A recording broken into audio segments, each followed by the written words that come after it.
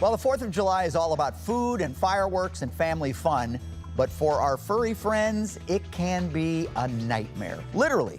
And we're happy to have Katie Groom here. She's the medical director for Veg ER St. Peter's, here to offer some tips to help our pets feel less afraid of the 4th of July. We just had a little talk in the break about our dogs, and both of them are very sensitive to these loud noises.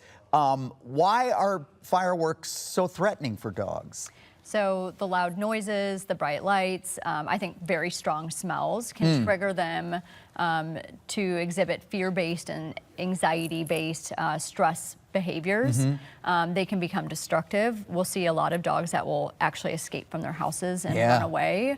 And then obviously you can imagine the bad things that can happen, hit by car, injuries, that sort of a thing. And the noises are even louder outside. They think they're running away from it, but they're actually getting into it even more. They're already afraid, so they're not going to trust anybody.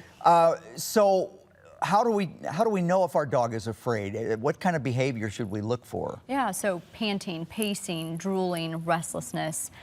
Sometimes they'll even become nippy if they're not normally a dog that bites, just because they're so afraid. They're overstimulated. And that smell, we talked about smell too, the smell of smoke. I mean, you can smell the fireworks when you go outside. Absolutely. And they're so sensitive, their noses. I don't know how they deal with all that. So what are some tips to help our dogs through the fireworks? So the first thing that I recommend is calling your primary care vet, your family vet. There's a lot of great medications that they can recommend based on your dog's health that can help ease anxiety associated with kind of these triggering events.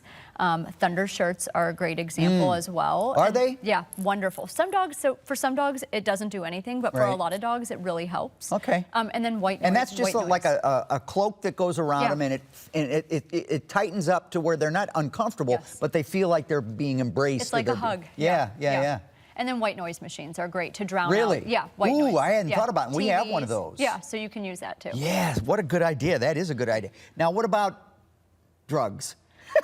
So always talk to your vet first, right? Because some drugs are great for some are not great for others. And there are supplements, but again, it's going to be based on your pet's health. So always talk to your vet first before just diving into Benadryl, or there's a lot of really cool treats out there that are advertised as calming. You want to talk to your vet first for sure. And if you do give your pet something like Tremazone, is that how you say it? Trazodone. Trazodone. I never know. Trazodone. Our vet had told us, start them on the protocol a couple of days ahead. Yep.